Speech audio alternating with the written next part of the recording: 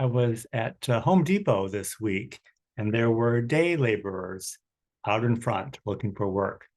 I didn't really notice them until a store employee came out and yelled at them to stand on the other side of the street. Most of us think about work as a long-term thing, a paycheck, a career, and an opportunity of a lifetime. But these guys were just focused on today.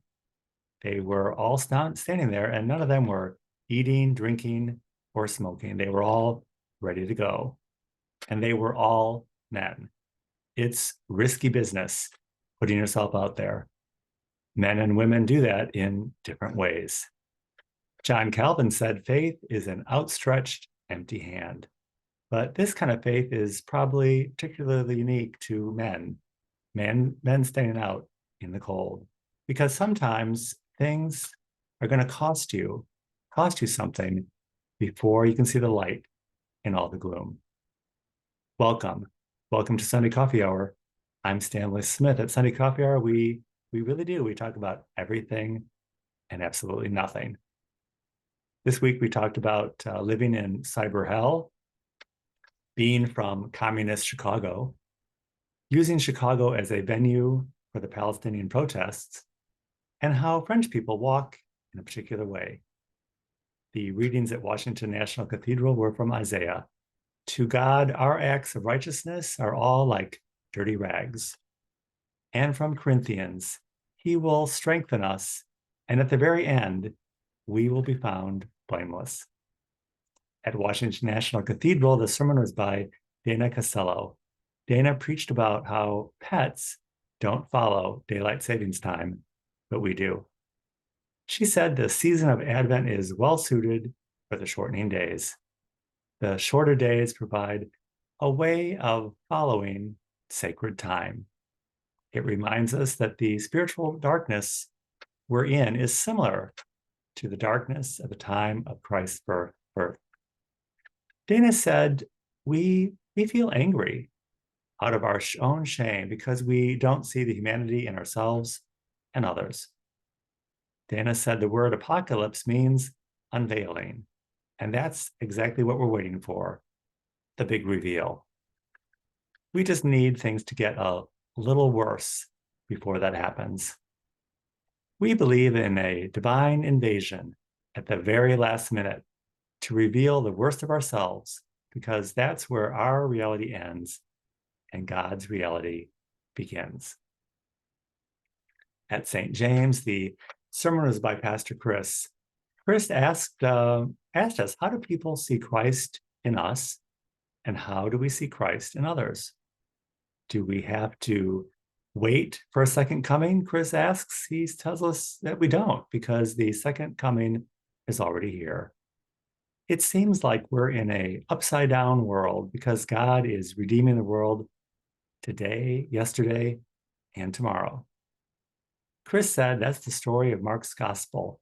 We start out with a Christ on a mission and end with a sheet torn in the temple and the shroud folded in the tomb. In the opening litany at St. James, Lisa said, "Let us be freed from all conspiracy." God is the conspiracy, and the mission of St. James is to let that conspiracy out into the world. The way St. James operates is kind of counterintuitive. The services are ill-attended.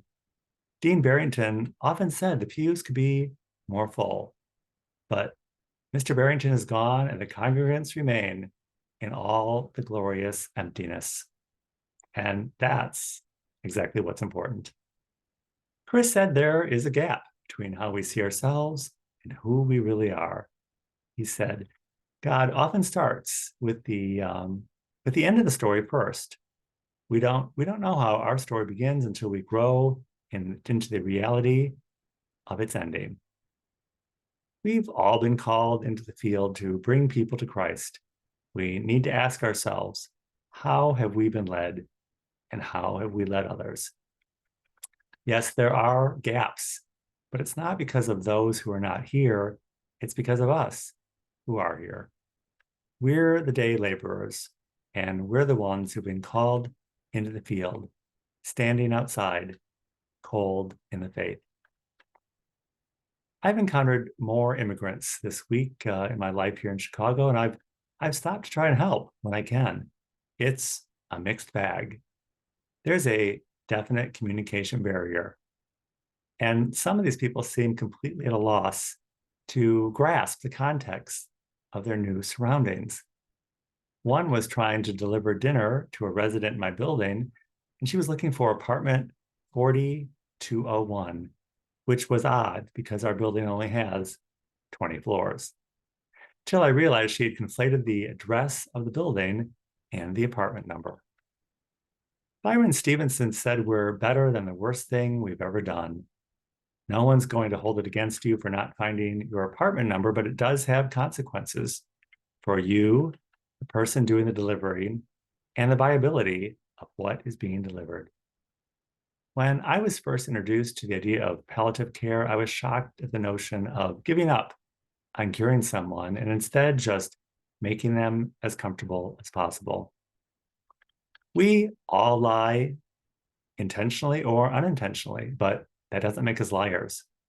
We sometimes take what is not ours, but that doesn't make us thieves. And we all cut corners somewhere, but that doesn't make us cheaters. And at the same time, we all do lots of good things, but that doesn't make us a good person. Even Jesus said, "Why do you say I'm good?" As things continue to unravel at Fourth Pres, many people are speaking up, and many did so previously, but no one was listening. We're all looking for a paycheck in this lifetime, an opportunity, and for a career. None of us want to be left standing out in the cold with our hands held out empty, but that's what we're called to do. People ask me if I'll be returning to church, to Fourth Church, and I was struck this last week when Jane Cope at National Cathedral quoted Byron Stevenson. It was an example of being smart and savvy because Jane left out the part about Mr. Stevenson being an expert on mass incarceration and the death penalty. Instead of banging us over the head with that, she ushered us into an idea and left the rest of it for us to figure out, which is exactly what I did.